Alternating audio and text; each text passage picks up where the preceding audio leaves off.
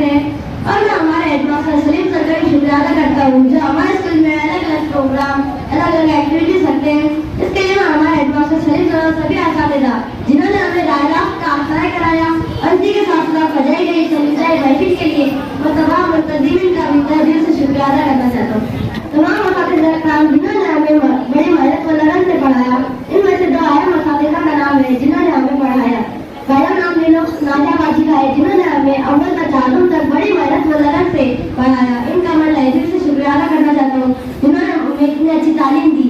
और दूसरा नाम नीलमर बाजी का है जिन्होंने हमें पंचम से आठवीं तक बड़ी मेहनत व लगन से पढ़ाया। इनका भी मैं तहे दिल से शुक्रिया अदा करना चाहता हूँ। और ये इस शेर के साथ मैं अपने चंद अल्फाज खत्म करना चाहता हूँ।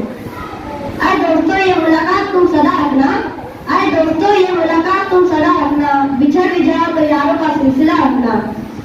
बुझा दो जितने भी हो आग नफरतों की चिराग, बुझा दो जितने भी हो आग नफरतों की चिराग, बस अपने पास एक मोहब्बत का दिया रखो पूरा।